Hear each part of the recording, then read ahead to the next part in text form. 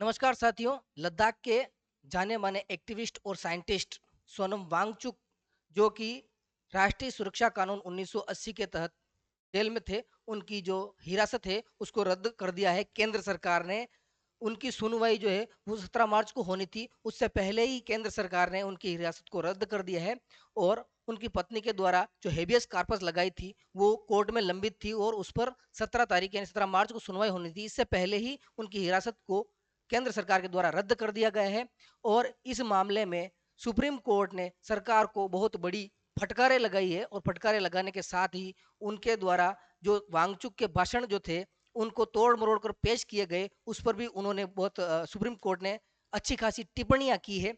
और उनके जो 3 से 4 मिनट के वीडियो थे, उन वीडियोस के अनुवाद को 9 से 10 मिनट का करने को लेकर भी कोर्ट ने बहुत बड़ी टिप्पणी सरकार के ऊपर की है। समझते हैं पूरे मामले को। ये है सोनम वांगचुक एक्टिविस्ट, और ये उनकी पत्नी है।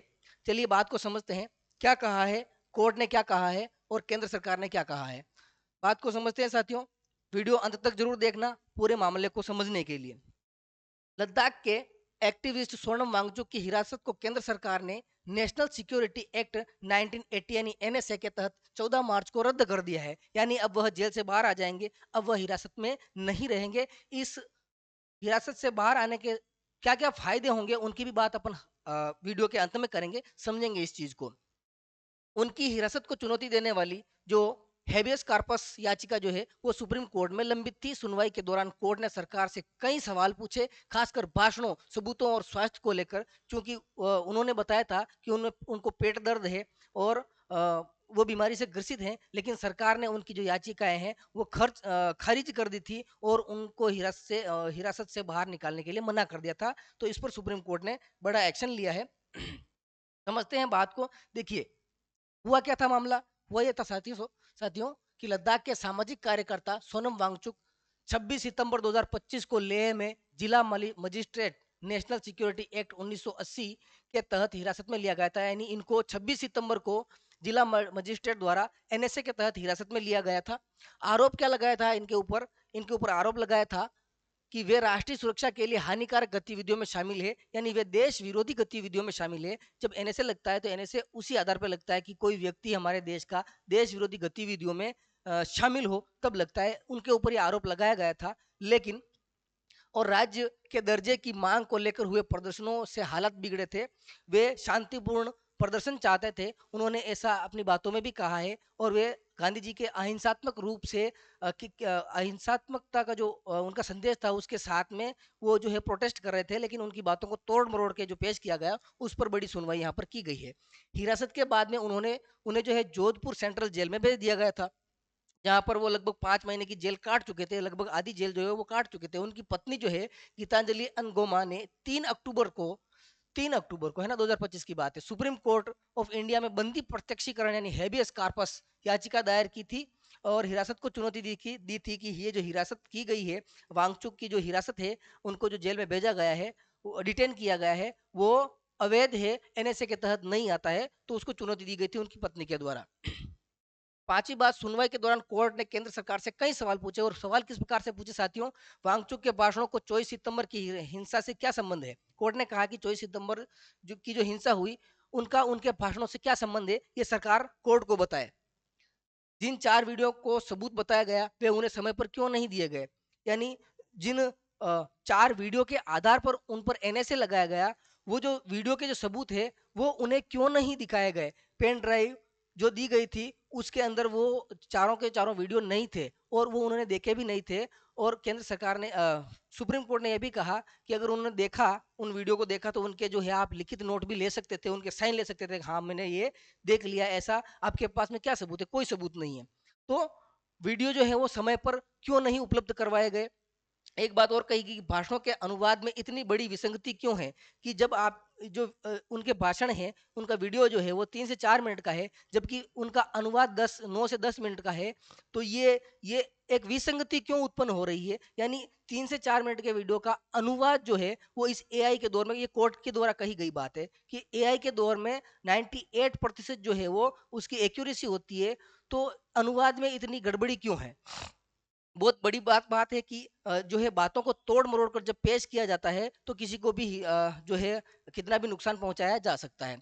कोर्ट ने यह भी कहा कि सरकार उनके भाषणों का कुछ ज्यादा ही मतलब निकाल रही है। बहुत इंपॉर्टेंट बात यहाँ पर कही गई है कि जो सरकार है वो उनके भाषणों का एक्स्ट्रा मीनिंग जो है वो निकाल कर बताना चाहती है। ये गलत बात है।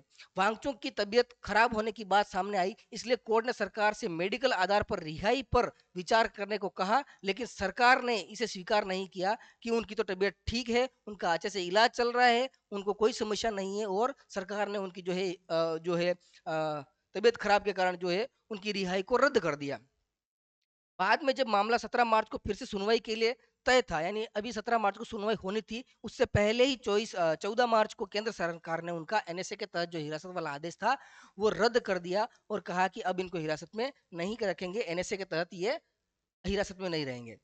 और क्या बात कही साथियों, और बात कही कि सरकार ने कहा कि वांगचुक हिरासत की अधिकतम अवधि का लगभग आधा समय पूरा कर चुके हैं, इसलिए आदेश वापस लिया गया है। सरकार का तर्क यह है कि वांगचुक जो है वो हिरासत की अवधि लगभग 1 वर्ष की होती है, उसका लगभग आधा समय जो है वो कोर्ट हिरासत में काट चुके हैं, इसलिए ये जो है हमने वापस लिया है। ये तो कोई बात नहीं हुई। अगर वो वास्तव में वाकई अगर वो देश विरोधी गतिविधियों में शामिल है तो एनएसए पूरी की तरह लागू होना चाहिए उनके ऊपर। तो पहले से ही इसको क्यों जो है आपने हटा दिया? तो ये यहाँ पर सवाल उत्पन्न किया और कोर्ट ने इसी चीजों पर जो है सवाल किया है ना। अगर आपको वीडियो अच्छा लग रहा हो तो लाइक करें, शेयर करें और सब्सक्राइब करें, मेरा हौसला अफजाई करने का कार्य करें। अब इससे वांगचुक को इससे क्या फायदा होने वाला है? देखिए, वांगचुक जो है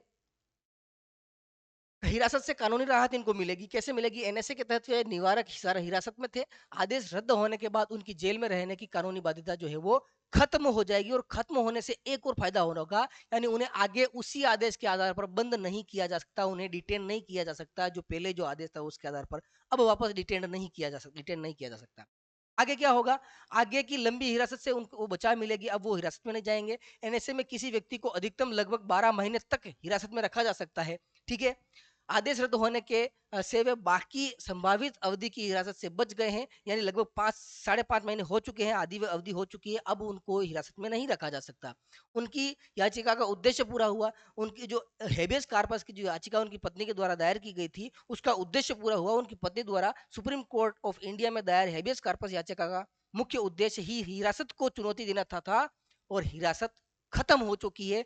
तो उनकी पत्नी के द्वारा जो प्रयास किया गया अपने पति के लिए वो सफल हुआ। जब सरकार ने आदेश ही रद्द कर दिया तो पार्शियली उनकी मांग पूरी हो चुकी है, यानी हिरासत से वो बाहर आ चुके हैं। आगे क्या उनको और क्या फायदा मिलेगा साथियों?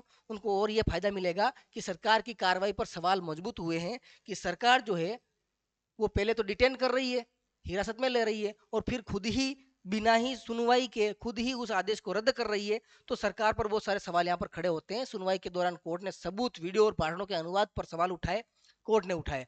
इससे वांगचुक की यह दलील मजबूत हुई कि हिरासत कमजोर या विवादित आधार पर की गई थी, यानी वांगचुक का पलड़ा यहाँ पर मजबूत होता हुआ नजर आ रहा है और सरकार का पलड़ा यहाँ पर डाउन होता हुआ नजर आ रहा है। तो ये बहुत इंपॉर्टेंट बात है। सार्वजनिक और राजनीतिक छवि को फायदा मिलेगा उनका। जो उनकी जो छवि बिगाड़ी गई थी एनएसए के तहत, उनकी छवि को फायदा मिलेगा। हिरासत रद्द होने से यह संदेश गया कि उनके खिलाफ जो लगाए गए आरोप अदालत की जांच में टिक नहीं पाए, उनका कोई आधार नहीं था। इससे उनकी सार्वजनिक विश्वसनीयता और समर्थन बढ़ सकता है। तो बढ़ना ही है। लोग पहले से ही जान रहे हैं कि उनको जो डिटेन किया गया था, अमूमन लोग जानते हैं कि वो गलत तरीके से किया गया था, उनको हिरासत में गलत तरीके से लिया गया था। अब निष्कर्ष क्या निकलता है साथियों? इस मामले में सुप्रीम कोर्ट ऑफ इंडिया ने सरकार से हिरासत के आधार मांगे, सबूत और प्रक्रिया की पारदर्शिता पर कई महत्वपूर्ण सवाल उठाए कि सरकार पारदर्शी तरीके से काम नहीं कर रही है, और सबूत जो है वो आधे अधूरे हैं या तोड़े मरोड़े हुए हैं, उनमें चेंजेस किया हुआ है और प्रक्रियाएं गलत हैं। अंततः सुनवाई से पहले ही केंद्र सरकार ने वांगचुक जो है कि नेशनल सिक्योरिटी एक्ट 1980 के तहत जो हिरासत थी वो रद्द कर दी है। जिससे यह संकेत मिलता है कि न्यायिक जांच और सवालों का इस फैसले पर बहुत जो है प्रभाव पड़ा है। यानी आप समझ सकते हैं कि कोर्ट जो है वो कितनी बड़ी संस्था है, कितना बड़ा जो है अपना बचाव पक्ष है न्याय देने के लिए। वाकई जो है कोर्टें जो है वो न्याय करती है। अब इस पर आप अपनी क्या राय रखते हैं, क्या प्रतिक्रिया रखते हैं?